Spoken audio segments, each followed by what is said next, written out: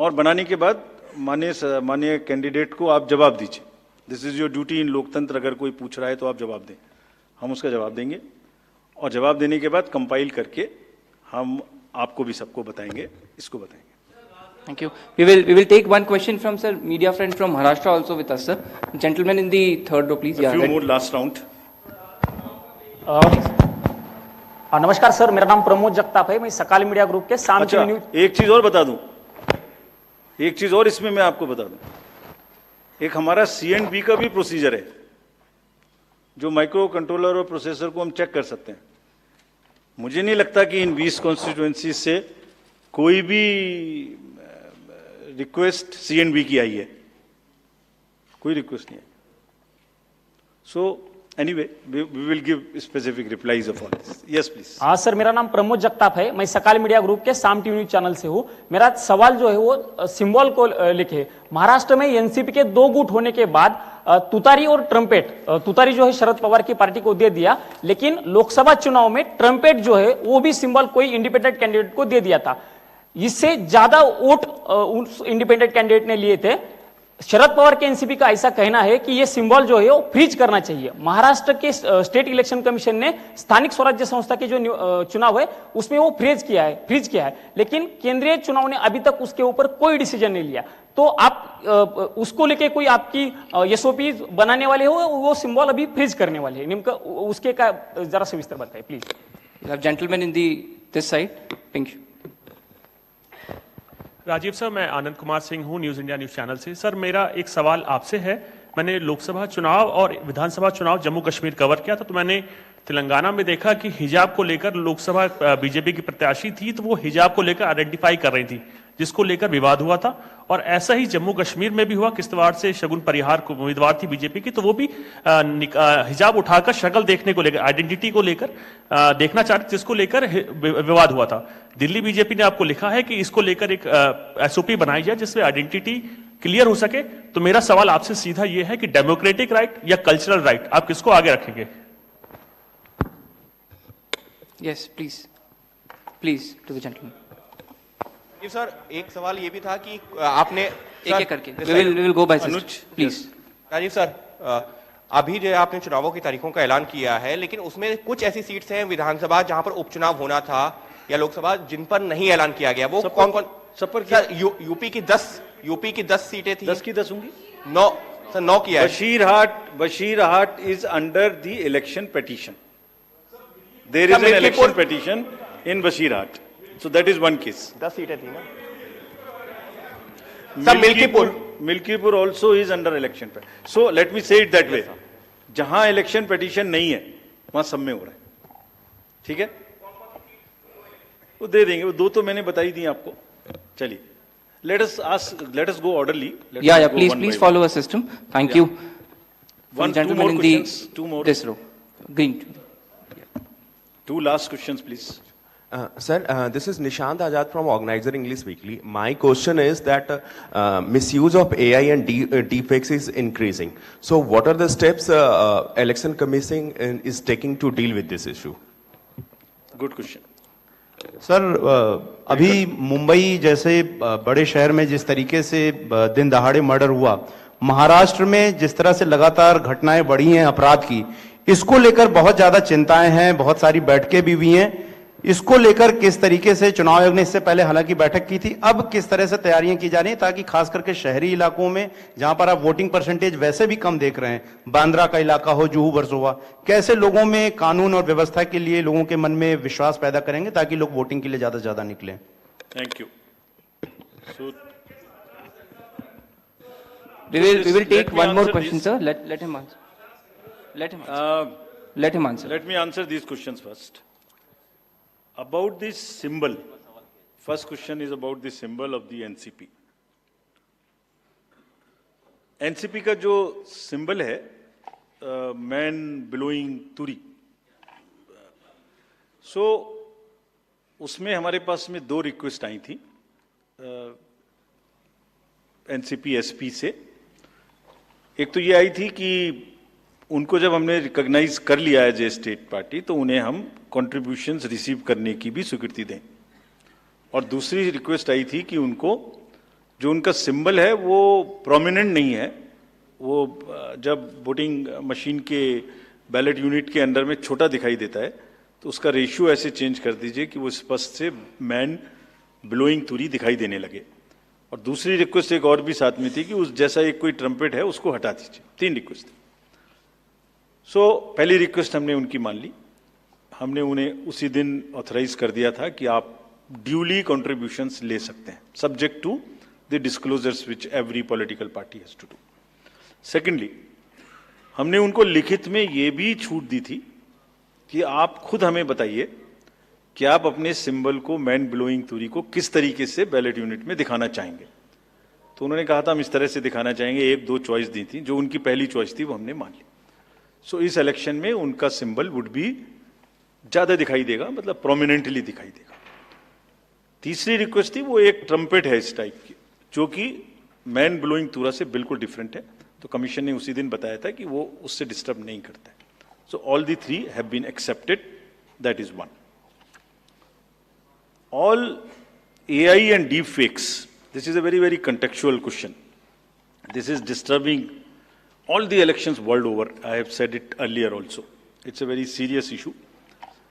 हमने इसके लिए 2-3 चीजें की हैं, और आपने अगर 24 पार्लियामेंट्री इलेक्शन में देखा होगा, सो ऐसी घटनाएं हम रोक पाने में सक्षम हुए थे कि किसी की फोटो किसी के साथ लगा दी, किसी की आवाज किसी के साथ मिला दी, इस तरीके के बहुत पॉसिबल एआई रिलेटेड न्यूसेंस हो सकती थी. We were able to control it essentially through the control rooms which have. तो अभी आप यहाँ पर सुन रहे थे राजीव कुमार को, और इलेक्शन की तारीखों का ऐलान कर दिया गया है. झारखंड, महाराष्ट्र और उसके साथ साथ 2 लोकसभा की सीटें और लगभग 47 विधानसभा की सीटों के लिए उपचुनाव का तारीखों का ऐलान कर दिया गया है. मैं जल्दी से आपको बता देती हूँ. सबसे पहले महाराष्ट्र की अगर हम बात करें तो महाराष्ट्र में एक फेज में यानी कि 20 नवंबर को वोटिंग होगी, और 23 नवंबर को यानी कि शनिवार के दिन आपको ये पता चल जाएगा कि आखिर किसकी बनने जा रही है महाराष्ट्र में सरकार. और वहीं झारखंड की अगर बात करें तो झारखंड में 2 फेज में वोटिंग होगी, 13 नवंबर और 20 नवंबर को. 13 नवंबर को 43 सीटों के लिए और 20 नवंबर को 38 सीटों के लिए. हालांकि पिछले बार की बात करें तो 5 फेजेस में झारखंड में चुनाव हुआ था, महाराष्ट्र में 1 ही फेजेस में हुआ था. और 23 नवंबर की तारीख होगी जब आपको ये पता चल जाएगा कि झारखंड और महाराष्ट्र में आखिर किसकी बनने जा रही है सरकार. और उसके साथ साथ मैं आपको ये भी बता दूं कि 13 राज्यों की 47 विधानसभा सीटों के लिए 13 नवंबर को वोटिंग होगी. वहीं वायनाड की हम बात करते हैं, लोकसभा सीट जो कि राहुल गांधी के रायबरेली से चुने जाने के बाद वो खाली हो गई है, जहां पर कांग्रेस ने प्रियंका गांधी को अपने पहले से ही उम्मीदवार बनाया हुआ है. वहां पर 13 नवंबर को वोटिंग होगी. नांदेड़ की जो लोकसभा सीट है उसकी अगर हम बात करते हैं तो 20 नवंबर को वहां पर वोटिंग होगी. इसके अलावा 2 सीटें हैं, अयोध्या की मिल्कीपुर और उसके साथ साथ बशीरहाट, जिसको लेकर अभी डेट डिक्लेयर नहीं की गई है, जिस तरह से अभी इलेक्शन कमीशन की तरफ से बताया गया, क्योंकि उत्तर प्रदेश की 10 विधानसभा सीटों के लिए उपचुनाव होने हैं, जिनमें से बताया जा रहा है कि 8 सीटों पर फिलहाल 13 नवंबर को वोटिंग होगी. तो 13 राज्यों की 47 विधानसभा सीटों के लिए वोटिंग होगी, और 23 नवंबर को ही सब के सब का फैसला आ जाएगा कि आखिर किसने वहां पर जीत दर्ज की है और महाराष्ट्र और झारखंड में किसकी सरकार बनने जा रही है. महाराष्ट्र में 288 विधानसभा सीटें हैं और झारखंड में 81 विधानसभा सीटें हैं. बहुमत के लिए महाराष्ट्र में 145 और झारखंड में 41 सीटों की जरूरत है. झारखंड में अभी इंडिया गठबंधन की सरकार है और महाराष्ट्र में महायुति यानी कि भारतीय जनता पार्टी के साथ शिवसेना और एनसीपी ने सरकार मिलकर बनाई हुई है.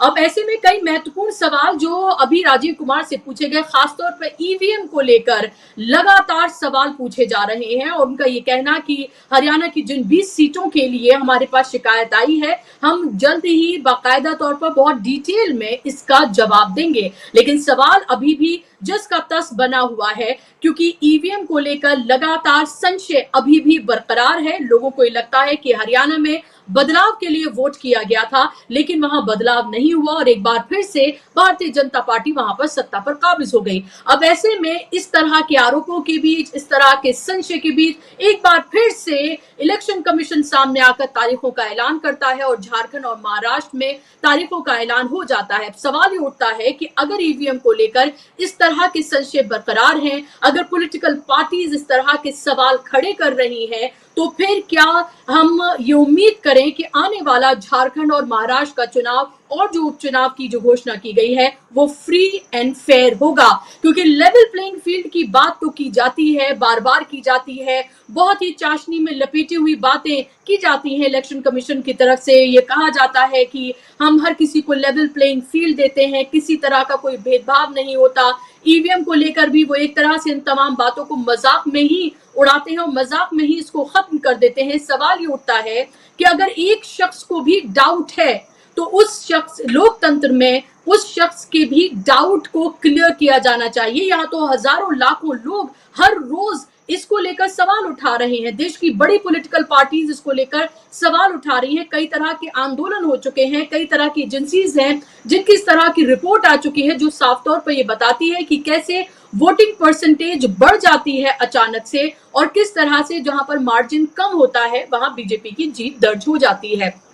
और 99% ईवीएम की बैटरी, इसको लेकर भी हमने देखा कि हरियाणा में और इससे पहले भी इसको लेकर सवाल उठाए गए कि ईवीएम जब सारा दिन इस्तेमाल हुई, उसके बाद जब वो स्ट्रॉन्ग रूम में कई दिन तक रखी रही, तो फिर आकर 99% उसकी बैटरी कैसे हो गई। उसको लेकर जो जवाब दिया गया है वो तसल्ली बख्श बिल्कुल भी नजर नहीं आता है। बार बार FAQs की तरफ डायरेक्शन दिया गया कि FAQs में हम इन तमाम चीजों का जवाब देंगे, लेकिन सवाल यही है कि आखिर सवाल हमेशा पूछे जाते हैं लेकिन जवाब वही रहते हैं। मेरे साथ खास मेहमान जुड़ गए हैं, इसको लेकर मैं उन मेहमानों के पास जाऊंगी और हम जानने की कोशिश करेंगे कि तारीखों का जो ऐलान हुआ है, जो इलेक्शन कमीशन की तरफ से जिस तरह के जवाब दिए गए हैं, उसको वो कैसे देखते हैं। दोनों मेहमानों को आप देख सकते हैं, मेरे साथ सीनियर जर्नलिस्ट जाना माना चेहरा ओमकारेश्वर पांडे जी मेरे साथ जुड़ गए हैं। बहुत बहुत स्वागत है आपका ओमकारेश्वर जी। और इसके साथ साथ पॉलिटिकल एनालिस्ट मेरे साथ डॉक्टर सुनीलम जी भी जुड़ गए हैं, जाना माना चेहरा है, बेबाकी से अपनी बात को रखते हैं। डॉक्टर सुनीलम जी, आपका भी इस्तकबाल, स्वागत। मैं सबसे पहले ओमकारेश्वर जी आपसे शुरुआत अगर मैं करूं, इलेक्शन कमीशन ने तारीखों का ऐलान कर दिया, झारखंड में 2 फेज, महाराष्ट्र में 1 फेज और एक ही बार में 23 तारीख को नतीजे सामने आ जाएंगे। और उसी तरह से उन्होंने उपचुनाव की भी घोषणा कर दी है कि वो कब कब होंगे। सवाल ये उठ रहा है कि ईवीएम को लेकर अभी भी उसी तरह का संशय बरकरार है। क्या जो जवाब इलेक्शन कमीशन की तरफ से दिए गए, जो राजीव कुमार की तरफ से दिए गए, क्या आपको तसल्ली बख्श लगते हैं? इतने सारे इफ्स एंड बट्स के साथ पॉलिटिकल पार्टीज, जनता, हर कोई अगर ये सवाल उठा रहा हो तो जाहिर सी बात है जो नतीजे आते हैं उसको लेकर भी लगातार डाउट्स बने रहते हैं और हरियाणा हमारे सामने का एग्जाम्पल है हाल ही का। मुख्य चुनाव आयुक्त राजीव कुमार जी के गंभीरता की से उन्होंने जो बात कही उसकी दाद देना चाहता हूं कि उन्होंने कहा कि वो हर व्यक्ति को संतुष्ट करना चाहते हैं। जाहिर है इसका मतलब ये है कि वो चुनाव की प्रक्रिया पर किसी भी तरह के जो सवाल उठ रहे हैं उसको लेके वो किसी के मन में संशय नहीं होने देना चाहते हैं। बड़ी अच्छी बात है, यही अपेक्षा की जाती है देश के चुनाव आयोग से और मुख्य चुनाव आयुक्त से। मेरा सवाल ये है कि जब आप इतने सिंसियर हैं, जब आप इतने गंभीर हैं, तो गंभीर तकनीक के प्रति क्यों हैं? ईवीएम के प्रति आप गंभीर क्यों हैं? आप देश के लोगों के जनभावना के प्रति गंभीर होंगे ना, आप चुनाव की प्रक्रिया के प्रति गंभीर होंगे ना। अगर लोगों की आस्था उस ईवीएम से हट गई है, खत्म हो गई है, तो बार बार आप असर्ट क्यों कर रहे हैं कि नहीं ये ठीक है, ये बहुत अच्छा है, ये अच्छा है, पेजर से नहीं होता, लोग आशंका कर रहे हैं वो पेजर से नहीं। अरे भाई साहब, घर में बैठे बैठे कंप्यूटर का हमारा स्क्रीन चेंज हो जाता है जब उसमें इंटरनेट नहीं होता है तब भी। आज हम स्पेसएक्स के जमाने में है, एलन मस्क का जो स्पेसएक्स आया है वो बिना इंटरनेट के भी काम करेगा। आज बहुत सी ऐसी तकनीक हैं जो, तो ये मत समझाइए आप। हमारा विश्वास अगर ईवीएम से हट गया है, देश की एक बड़ी संख्या में पॉलिटिकल पार्टीज का, तो आप ये कहिए कि भाई आप ईवीएम छोड़िए, आप जो प्रोसेस बताइए हम वो करेंगे। हमारा तो चुनाव प्रक्रिया में विश्वास है। हम तो चाहते हैं कि लोगों को हमारी प्रक्रिया, हमारे चुनाव कराने के प्रोसेस में यकीन रहे। आपको ईवीएम पे क्यों ज्यादा यकीन है? आप उसके पीछे क्यों खड़े हो जाते हैं? भाई ये ना सही, वो क्या इस देश में ईवीएम के बगैर चुनाव नहीं हुआ था? आज अचानक आप ईवीएम को लेके इतने ज्यादा प्रोटेक्टिव हो जाते हैं। सबसे बड़ा सवाल यही हो जाता है, जो कुछ भी गड़बड़ी हो रही है, आप 99% है कि नहीं, बैटरी हुआ कि नहीं। पिछले दिनों तो ये भी खबरें आई कि कई सारे ईवीएम गायब हो गए, वो कहां से कहां पहुंच गए, कई बार वो पब्लिक में नजर आए। चलिए हम मान लेते हैं कि ये सब बेकार है, ये अफवाह है, ये गलत सोशल मीडिया पोस्ट है। तो अगर आम जनता को भरोसा ईवीएम के साथ साथ वीवीपैट भी है, तो हुजूर वीवीपैट भी लागू कर दीजिए साथ साथ, कि भाई इसका मिलान कर लेंगे। उसके प्रोसेस को आपने इतना कठिन बना रखा है कि जो रीपोलिंग की बात करेगा या जो दोबारा उसकी जांच करने की बात करेगा, उसको इतना अमाउंट जमा करना पड़ेगा। इस देश में अमाउंट की कमी है, इस देश में पैसों की कमी है, जो आप लादते हैं उस गरीब उम्मीदवार पे, जो जिसके लिए आपने पहले से तय कर रखा है कि यहां यहां इतना इतना खर्च करेंगे और सबका हिसाब देंगे। अब वास्तव में सुचिता चाहते हैं तो कह दीजिए सिर्फ ₹1 लगेगा, आप शिकायत करो और जांच कराओ, जिसकी भी जांच करानी हो। और मैं ये कहता हूं कि सबसे पहले लोगों के विश्वास को बरकरार रखिए। आप विश्वास बरकरार रखने के लिए आप कहिए कि ना सही ईवीएम, चलो भाई अगर आपको ईवीएम पसंद नहीं है, मैं ईवीएम हटाता हूं, हमारे लिए देश की जनता का विश्वास जरूरी है। आप उसको लेके बैठ गए हैं, और जब तक आप बैठे रहेंगे, ये सारे जवाब जो हैं कि एक चुनाव में जीत जाते हैं तो कुछ नहीं कहते, दूसरे में हार जाते हैं तो कुछ कहते हैं ना, बड़ी संख्या में लोग कह रहे हैं ना, पॉलिटिकल पार्टीज के मन में यह अविश्वास आया है ना, जनता में आया है ना, तो आप उसका ऑप्शन दे दीजिए कि ना से ठीक है ईवीएम के साथ साथ ये वीवीपैट भी चलेगा। तो इसका जवाब नहीं, एक बात। दूसरी बात, ये पिछले चुनाव में भी जो सवाल उठे, जो एडीआर ने आंकड़े दिए हैं कि यहां यहां इतना होना चाहिए, इतना हुआ, मिसमैच हो रहा है आंकड़े। तीसरी बात ये कि वोटिंग के दिन तक जो पोलिंग का आंकड़ा आता है, 5 अक्टूबर को हरियाणा में चुनाव हुए, शाम तक आज इंस्टेंट लाइव सब कुछ अवेलेबल है। 5G का जमाना है जिसमें कोई डिले नहीं होता है, कोई प्रोसेस में ऐसा नहीं कि कोई फाइल वहां रह गई, कोई हैंग हो गया। मान लो कि इस तरह की भी हम 5-10% उसको भी मौका देते हैं, तो भी आपके पास घंटा, 2 घंटा, 3 घंटा, 4 घंटा, 5 बज के रात के 9 बजे तक भी आप उसको क्लियर कर लेंगे। तो हिंदुस्तान टाइम्स की मैंने पिछले डिस्कशन में भी आपको यह जिक्र किया था, 5 तारीख की रात को हिंदुस्तान टाइम्स की आप रिपोर्ट देख लें, ऑनलाइन अवेलेबल है। 10:59 10:59 पर अपडेटेड है। आजकल वेबसाइट डिजिटली वो टाइमिंग भी बता देता है कि ये न्यूज कितने बजे अपडेट हुई है। तो 10:59 में अपडेटेड जो न्यूज है वो कहती है कि 61.5% पोलिंग हुई है। 2 दिन बाद आप अपडेट करते हैं तो कहते हैं 67.79 या उससे माने 68% के आसपास पोलिंग हो गई। ये 6% कहां से आया, इसको क्लैरिफाई कीजिए। फिर जो बैलेट बॉक्स, ये जो पोस्टल बैलेट जो किया जा रहा है, उसमें बहुत सारे लोग डाउट क्रिएट कर रहे हैं कि भाई घर घर जाके आप लेते हैं, बहुत सारे विकलांग हैं, ये हैं वो हैं, आप उनका लेके आते हैं, उसको कैसे मैनेज किया जाता है, वो ट्रांसपेरेंट नहीं है। आज जिस समय हम देख रहे हैं लोकसभा के चुनाव से लेके और हरियाणा के चुनाव तक कि 500-400 वोट से लेके 1000, 1500, 2000 के अंतर पे 10, 15, 20 प्रत्याशी जीत जा रहे हैं और हार जा रहे हैं, और उन 10, 15, 20 में सरकारें बदल जा रही हैं, तो ये छोटी चीजें मैटर करती हैं। आप इस पे कब क्लैरिफाई करेंगे, आप इस पे कब ध्यान देंगे? दूसरी बात, आप असर्ट करके क्यों बैठे हैं नहीं ईवीएम ही ठीक है? ईवीएम ठीक है, ईवीएम पैरेलल चले और साथ साथ उस सेटिस्फैक्शन के लिए वीवीपैट भी चलाइए, क्या दिक्कत है आपको? आप तो जनता को संतुष्ट करना चाहते हैं ना। आप कह रहे हैं ना कि एक एक व्यक्ति को संतुष्ट किया जाएगा, सभी आरओ को कहा गया है कि सबका जवाब दीजिए, तो आप जनता को संतुष्ट करना चाहते हैं, ये तो बड़ी अच्छी बात है, तो उसका वो प्रोसेस भी कर लीजिए। लेकिन यह नहीं हो रहा है तो अविश्वास एक ऐसी चीज है ना कि उसने इराक पे इतना बड़ा हमला करवा दिया, उसको बर्बाद कर दिया। क्यों? क्योंकि भाई इराक में बायोलॉजिकल वेपन्स हैं, ये अमेरिका को एहसास था, अमेरिका की खबरें थी। ठीक है, वहां कुछ नहीं मिला, लेकिन वो हुआ एक कंक्लूडिंग एंड तक आप पहुंचे ना।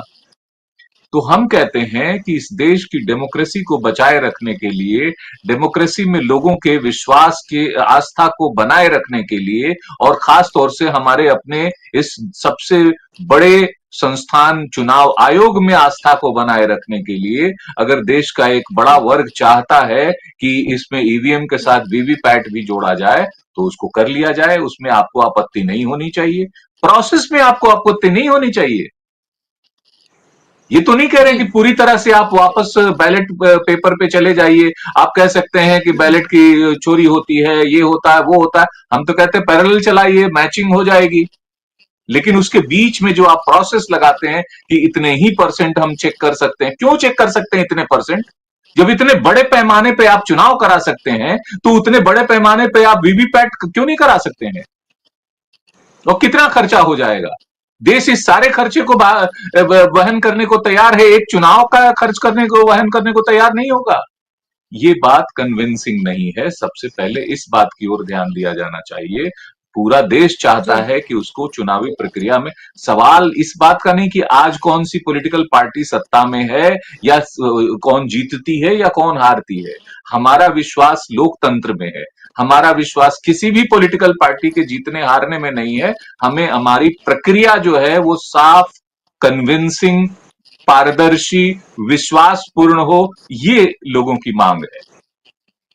बिल्कुल, और वो होना चाहिए। अगर एक शख्स को भी डाउट है, यहाँ तो हजारों लाखों लोग सवाल उठा रहे हैं। आप, जब मैं प्रोग्राम करती हूँ या हमारे जितने भी प्रोग्राम्स होते हैं, उसमें लगातार लोग ईवीएम को लेकर इतना ज्यादा सवाल पूछते हैं और लगातार वो एक डाउट के साथ ये कहते हैं कि आप कितने भी मुद्दे उठा लें, विपक्षी पार्टियां कुछ भी कर लें, आखिर में ईवीएम से जीत तो बीजेपी की हो जाएगी। इस तरह के सवाल जनता के मन में लगातार उत्पन्न हो रहे हैं।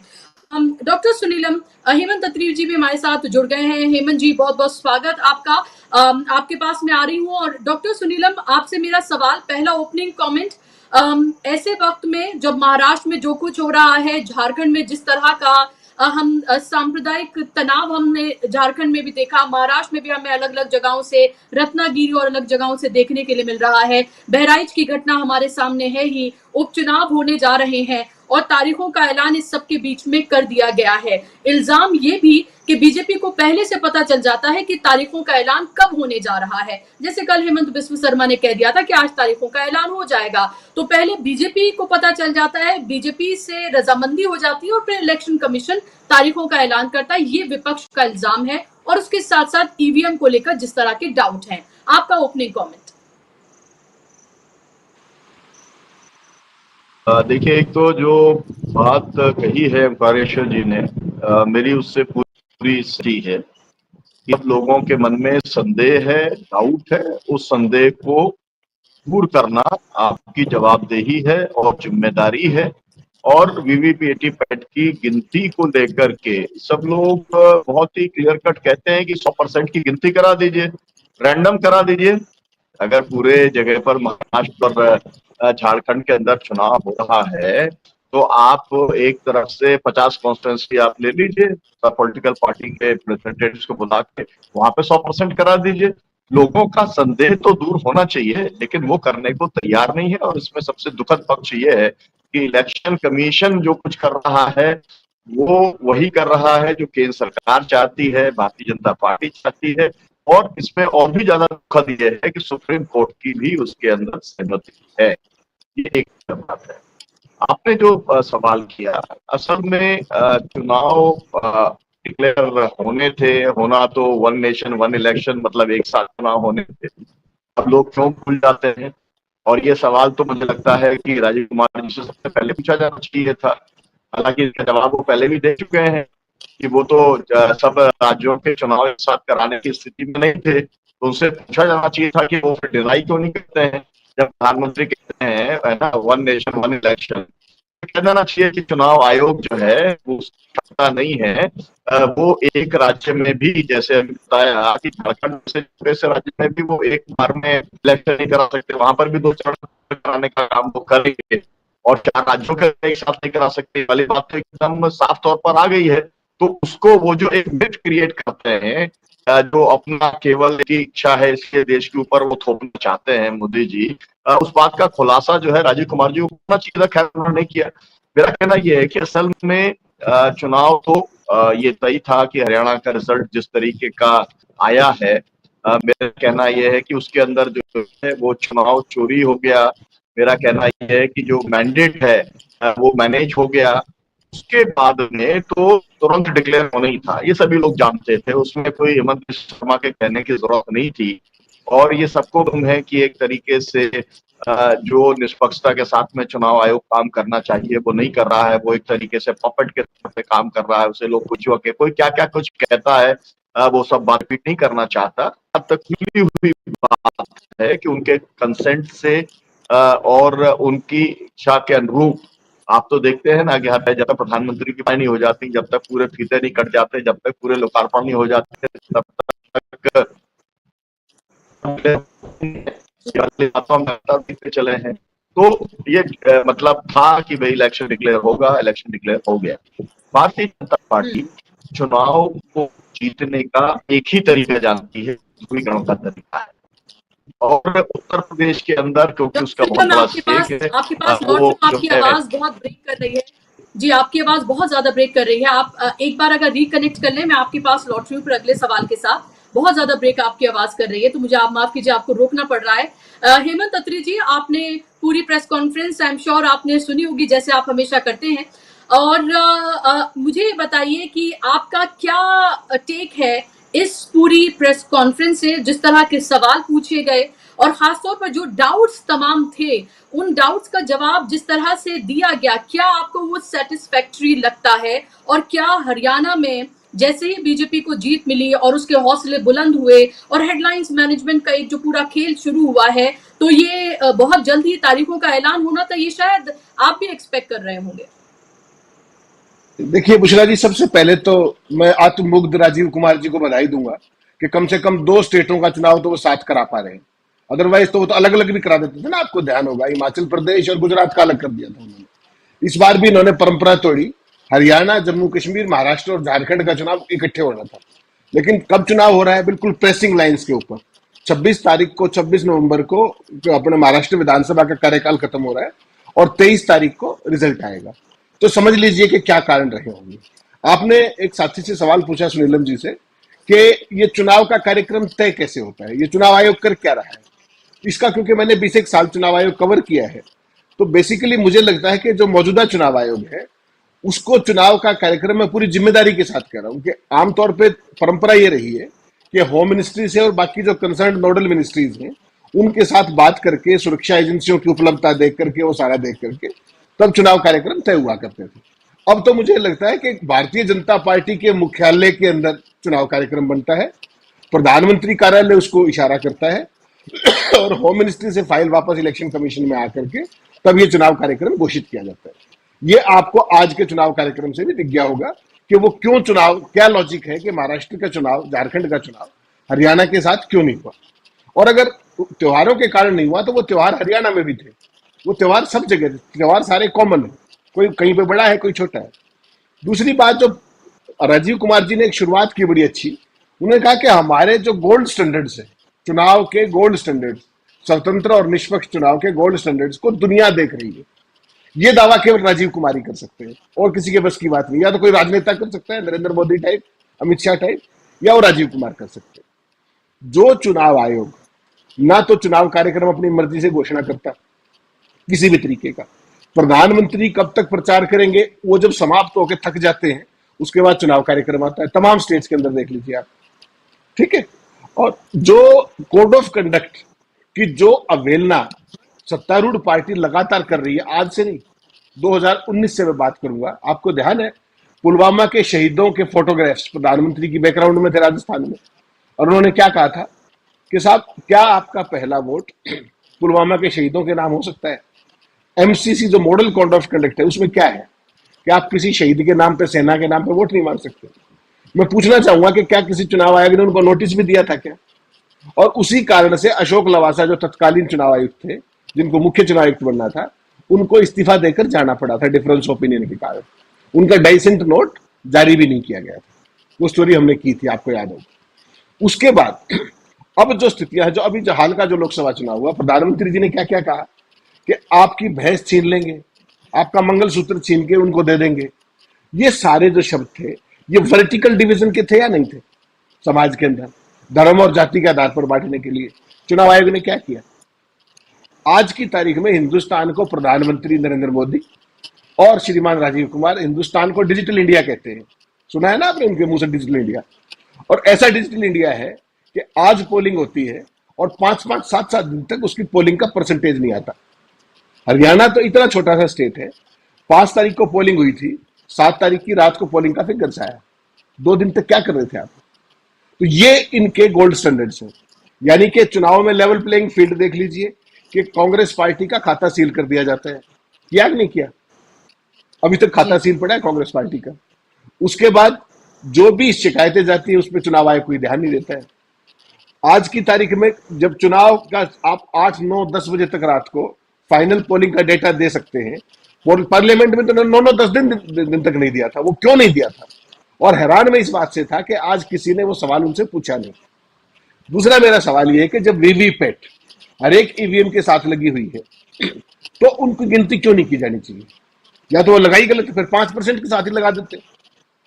और अभी सुप्रीम कोर्ट ने एक आदेश किया था, आपको ध्यान हो, उन्होंने कहा था कि अगर किसी उसको प्रत्याशी को जो नंबर 2 या 3 पे आया है, उसको काउंटिंग के रिजल्ट्स में कोई भ्रम है, कोई दिक्कत है, तो वो पैसे जमा करके और उसके जो मेमोरी है उसको करवा के खुलवा सकता है। तेलंगाना का चुनाव हुआ, आपको ध्यान होगा, कांग्रेस के एक प्रत्याशी ने उसके लिए पेमेंट जमा करा दी। चुनाव आयोग ने क्या किया पता है आपको? उन्होंने कहा कि हम कोई मैचिंग नहीं करेंगे, कुछ नहीं, बंट मेमोरी कुछ नहीं करेंगे, हम आपको डेमो दिखा देते हैं। तो सुप्रीम कोर्ट के जो आदेश है उनकी ब्लैटेंट वायलेशन की गई। तो अगर ये राजीव कुमार के आत्ममुग्धता जरूर है, बड़े बड़े दावे करने के बड़े शौकीन है, आज आप भाग्यशाली रही कि आपको उनकी जो वो शेरो शायरी है उससे बच गए आप लोग, सारा देश बच गया। वो शेरो शायरी भी बड़ी खतरनाक किस्म की करते, तुकबंदी जो करते थे, आज शायद पिछली बार जो उनका जुलूस निकला सोशल मीडिया में, उसके बाद शायद वो बचाव कर गए उससे, तो देश उनकी शेरो शायरी से बच गया। लेकिन सवाल यह है कि जो चुनाव आयोग की निष्पक्षता, जो चुनाव आयोग की पारदर्शिता पर सवाल आज उठ रहे हैं, वो देश के इतिहास में 1952 से लेकर आज तक नहीं उठे। उसके लिए जिम्मेदार कौन है? क्या राजीव कुमार की कार्यशैली है या नहीं है? वो सबको संविधान बताने चल पड़ते हैं। कांग्रेस पार्टी ने हरियाणा की 20 सीटों को लेकर के 8 तारीख को कंप्लेंट दी थी, काउंटिंग के तुरंत बाद शाम को 6 बजे, अगर आपको याद हो। उस पर अब तक कोई एक्शन नहीं लिया गया है। मैंने आपको चिट्ठी भी भेजी है, जयराम रमेश की चिट्ठी है आपके पास व्हाट्सएप पर। 8 तारीख को थी, आज कितनी तारीख है? चुनाव आयोग कब जवाब देगा? जबकि 15 तारीख के बाद उसको चैलेंज नहीं किया जा सकता, 7 ही दिन का टाइम है। तो चुनाव आयोग के इसका मतलब ये चाहता है कि उसको चैलेंज ना किया जाए। एक पार्टी ऑफिशियली पहले कंप्लेंट करेगी तो किसको करेगी? चुनाव आयोग को करेगी ना। और चुनाव आयोग अगर रिस्पॉन्ड ही नहीं करेगा तो कंसर्न कैंडिडेट कैसे उसमें अप्लाई करेगा काउंटिंग के लिए, वीवीपैट की मैचिंग के लिए? बताइए आप। तो मैंने आपको चिट्ठी भेजी जो जयराम रमेश ने 14 तारीख को लिखी है कि साहब अभी तक आपका कोई, हमने 20 कंप्लेंट दी थी, आपका एक पर भी जवाब नहीं आया। 20 कंस्टिट्यूंसी की कंप्लेंट थी और 90 हाउस है हरियाणा के अंदर और 20% की शिकायत है। मतलब समझ जाइए आप कि 22-23% का डाउटफुल रिजल्ट है। और क्या दावा कर रहे हैं राजीव कुमार बैठ के? लेवल प्लेइंग फील्ड, ईमानदारी, निष्पक्ष, पारदर्शी, जवाबदेह, ये इनके मुंह से शोभा देता है क्या? तो पूरा देश देख रहा है कि चुनाव आयोग देश का एक स्वतंत्र, चुनाव आयोग इस देश का एक स्वतंत्र निकाय नहीं है। चुनाव आयोग सरकार का वॉचडॉग भी नहीं है। चुनाव आयोग सरकार का महकमा बन गया है। और राजीव कुमार का जो कार्यप्रणाली है जो पूरे चुनाव आयोग की, वो किसी भी सेक्रेटरी ऑफ डिपार्टमेंट की तरह है। वो किसी के प्रति जवाब नहीं है, केवल सरकार के प्रति जवाब दे। इतना दुर्भाग्यपूर्ण घटनाक्रम है और उसके बावजूद वो उसको गोल्ड स्टैंडर्ड बता रहे हैं। तो मैं कहता हूं इससे अच्छे तो हमारे आयरन स्टैंडर्ड ही अच्छे थे। कम से कम देश के लोगों को भरोसा तो था। और लोकसभा चुनाव से पहले जो देश में सर्वे हुआ था, अगर आपको याद हो, तो केवल 27% लोग चुनाव आयोग की निष्पक्षता से सहमत थे। यानी कि 73% लोग चुनाव आयोग की कार्यप्रणाली, उसकी निष्पक्षता, उसकी पारदर्शिता पर शक कर रहे थे। तो ये चुनाव आयोग है, ये गोल्ड स्टैंडर्ड है। तो राजीव कुमार को भी मुबारक और मोदी जी को भी मुबारक। ये जो डेमोक्रेसी चल रही है, ये जो लैब मैन्युफैक्चर्ड मैंडेट चल रहा है, ये ईवीएम के थ्रू जो मैनिपुलेशन चल रही है, एक चीज निश्चित मानिए, ये लंबे समय तक नहीं चलेंगी। लोग, जनता सड़कों पर आएगी और तब इनको पता लगेगा कि क्या स्थिति है। बिल्कुल, और शायद इसी का इंतजार किया जा रहा है, क्योंकि जब ग्राउंड पे जाकर, चाहे लोकसभा के दौरान से ही या फिर अभी विधानसभा के चुनाव संपन्न हुए, जब लोगों से बात करें तो लोगों का ये सबसे पहले कहना होता है कि हम वोट किसी को भी करें, जाता बीजेपी को है। उनका कई दफा बाकायदा तौर पर महिलाओं ने, कुछ पुरुषों ने मुझसे बाकायदा तौर पर ये कहा कि हमने तो पंजे को यानी कि कांग्रेस को वोट किया था, लेकिन जब पर्ची सामने निकल कर आती है तो वो बीजेपी की होती है। इस तरह के डाउट और इस तरह की शिकायतें अगर लोगों की हों और उस सबके बीच लगातार राजीव कुमार ये कहते हुए नजर आए कि अगर एक इंसान को भी डाउट है तो हम पूरा करेंगे, वो बात कितनी बेमानी है वो यही से ही सिद्ध हो जाती है। ओमकेश्वर जी, मैं आपके पास लौट रही, डॉक्टर सुनीलम, आपकी बात अधूरी रह गई थी और उसमें एक बात जोड़ते हुए कि इतने अगर डाउट्स हों, और हरियाणा का आप एग्जाम्पल दे रहे थे कि ऐसा लग रहा है कि चुनाव को चुरा लिया गया, तो फिर लोगों का झारखंड और महाराष्ट्र में जब वो वोट करने के लिए जाएंगे, खासतौर पर लॉ एंड ऑर्डर की सिचुएशन, कम्युनल टेंशन जो है वो अलग तरीके से देखने के लिए मिल रही है। तो ऐसे माहौल में लोग जब वोट करने के लिए जाएंगे इतने संशय के साथ कि वोट तो वो जिस पार्टी को करे, क्या वाकई में उसको मिल रहा है, क्या वाकई में रिजल्ट वही आएंगे जो वो चाहते हैं, तो फिर तो इस पूरी प्रक्रिया पर ही सवाल उठ खड़े होते हैं। जी देखिए, पूरी प्रक्रिया पे तो सवाल खड़े हुए हैं ही। जो हरियाणा का नतीजा आया है, वो नतीजा अंतर देखिए ना, दोनों को 39 पॉइंट, एक को 0.9 है, एक को 0.6 है, मतलब केवल अंतर जो है वो 0.6% का अंतर है। और जो अदर पार्टीज को जो वोट मिला है, ये 12% वोट मिला है। मतलब ये है कि जो और वोट जो बढ़ा है वो 6-7% वोट जो बता रहे हैं कि 61% से वो 67% हो गया, तो पूरा चुनाव तो डाउटफुल है ही। और ये जो पूरे, जैसे कहा जाए कि अंदेशे के बीच में, अविश्वास के बीच में, और पूरी तरीके से एक, जिसे कहते हैं गुप्त तरीके से जो कुछ भी किया जा रहा है। और मैं आपको ये बताऊं, देखिए मैं बहुत सारे चुनाव लड़ा हूं और लड़ाया हूं, 7 चुनाव तो मैं खुद लड़ा हूं और बहुत सारे चुनाव लड़ाया हूं। इस देश में जहां भी चुनाव होता है उसमें 1 महीना कम से कम मैं खुद जाता हूं और लगाता हूं। अब ये जो बोल रहे थे, मैं उसको सुन रहा था राजीव कुमार जी, कि बैटरी के ऊपर भी सबके दस्तखत होते हैं। मैं खुली चुनौती देता हूं आपके चैनल के माध्यम से कि वो बता दें, अकेले वो बता, पुरानी बात नहीं कर रहा, हरियाणा का बता दें कि जिसके अंदर वो बता दें कि हर बैटरी के जो हुई है के अंदर भी जो लोग चुनाव, उनका जो पोलिंग एजेंट है, इलेक्शन एजेंट है, उसके दस्तखत किए हुए हैं। अरे भाई, अगर ऐसा ही था तो 17C का फॉर्म ही जो है आप ऑनलाइन डाल देते। आपको मालूम है कि लोकसभा चुनाव के अंदर जब नतीजा आया तो ये वाली बात साफ हो गई कि 79 सीट्स ऐसी हैं जहां पर की मैंडेट चोरी किया गया, और उसके अंदर केवल इलेक्शन कमीशन के आंकड़े से ही ये साबित हुआ। वोट डला और जितना वोट गिना गया उसी के अंदर अंतर आ गया। तो जब आप इतना बड़ा है, वो भी आप क्लियर करने की आप स्थिति में नहीं है, फिर आप कहते हैं कि हम जो है 20 कंप्लेंट आई है, 20 का 20 का हम क्लियर कर देंगे। तो आप कब क्लियर करेंगे भाई? आपके पास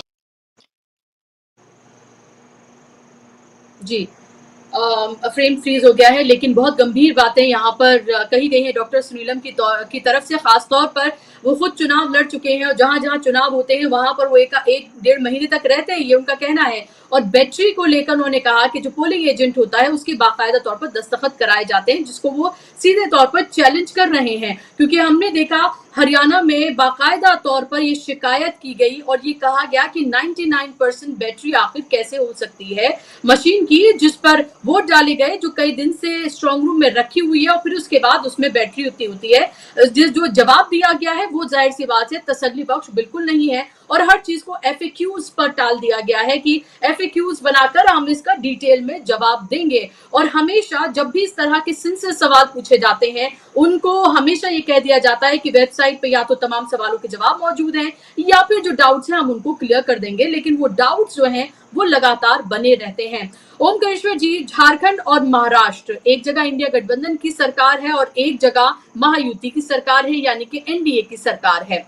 क्या आपको लग रहा है कि जिस तरह से हरियाणा के रिजल्ट हमें देखने के लिए मिले हैं, उसके बाद अब जो इंडिया गठबंधन है वो अपने कदम फूंक फूंक कर रखेगा। ऑब्जर्वर्स बना दिए गए हैं हरियाणा, माफ कीजिएगा, झारखंड की भी और महाराष्ट्र की भी कांग्रेस की तरफ से। कांग्रेस की मीटिंग्स चल रही हैं और लग रहा है कि पूरी कमान राहुल गांधी ने इस बार, पिछली बार भी थी लेकिन शायद तब कांग्रेस और भारतीय जनता पार्टी सीधे तौर पर आमने सामने थे, लेकिन यहाँ पर अलग अलग दल हैं, गठबंधन है और उनका मुकाबला दूसरे गठबंधन से है।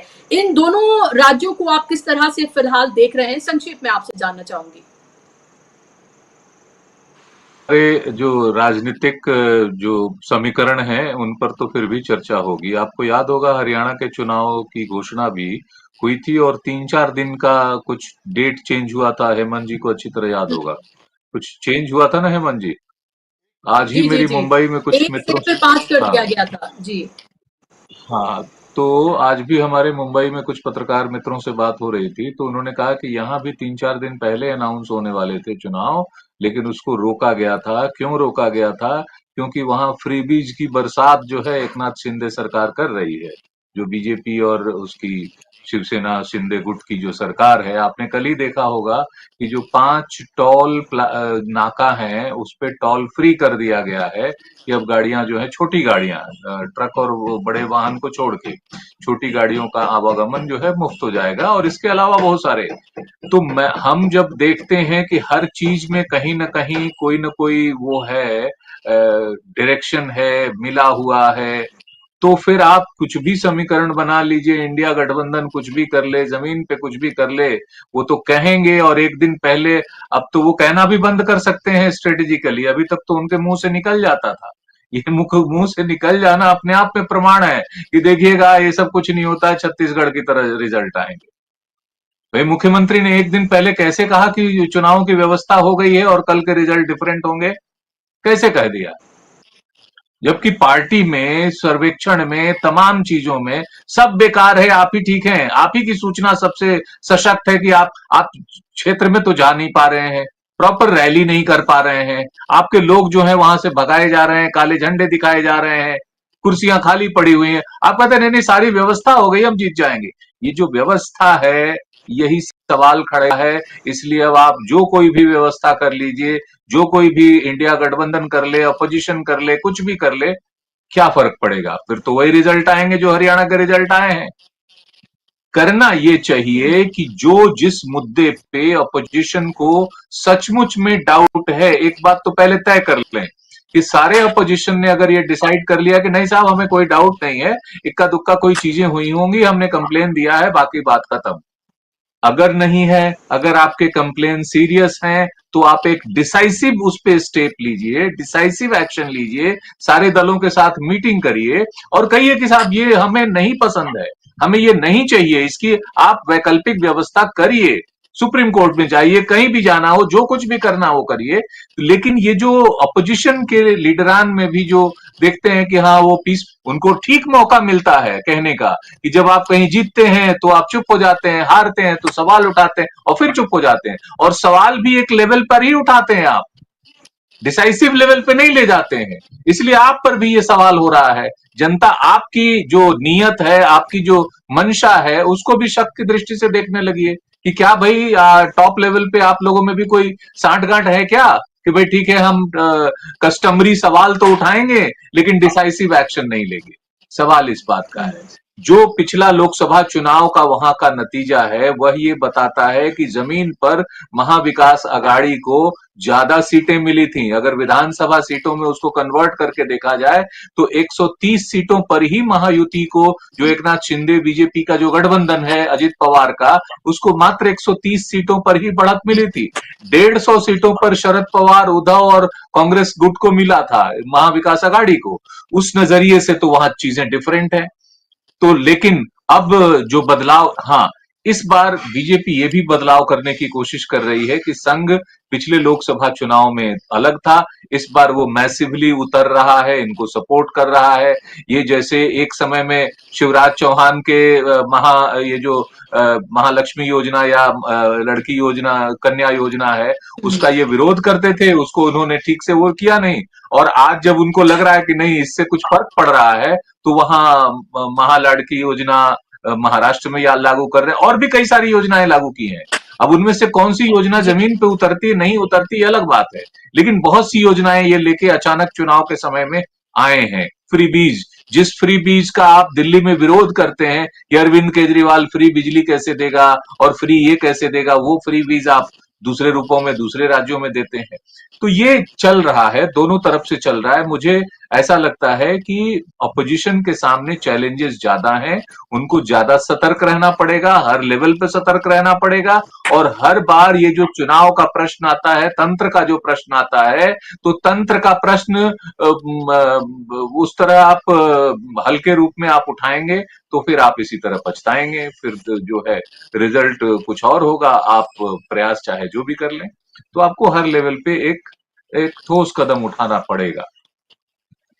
जी बिल्कुल, महत्वपूर्ण बातें, और जाहिर सी बात है कि ऐसे वक्त में जब इतनी डाउट्स जहन में हो और फिर उसके बाद इलेक्शन में दो राज्य जा रहे हैं, तो कई तरह के सवाल उठते हैं कि हरियाणा में जो कुछ हुआ उसके बाद महाराष्ट्र और झारखंड में लेकर भी लगातार लोग लिख रहे हैं कि आप कुछ भी करते रहिए, किसी भी तरह के आप मुद्दे उठाइए, आप यात्राएं करिए, आप असल मुद्दे उठाइए, आप रैलियों पर रैलियां करिए, अपनी ताकत झोंक दीजिए, लेकिन आखिर में बीजेपी सरकार बना लेगी और बीजेपी की सरकार बन जाएगी। ये लोगों के जहन में जो है वो अब घर कर गया है। और ऐसे में दो राज्यों में चुनाव और कई राज्यों के उपचुनाव जो है वो होने जा रहे हैं, तो कई बड़े सवाल। लास्ट में संक्षेप में हेमंत जी आपका लास्ट कमेंट, इतने के साथ लोग जब वोट करने जाएंगे और इतने डाउट्स के बीच जब लोगों को ये लगे कि आप चाहे कुछ भी कर लें बनेगी तो बीजेपी की सरकार, तो ये तो बहुत गंभीर सवाल है लोकतंत्र को लेकर, इस पूरी प्रक्रिया को लेकर, डेमोक्रेसी को लेकर। और सवाल ये भी कि आप सिर्फ चुनाव की हार जीत के बाद विपक्ष ये सवाल उठाता है, अगर वाकई में आपको लगता है कि ईवीएम से ही सब कुछ हो रहा है, तो क्यों नहीं आप इसको लेकर कोई आंदोलन करते हैं, क्यों नहीं आप कोई धरना प्रदर्शन करते हैं इलेक्शन कमीशन के ऑफिस के बाहर?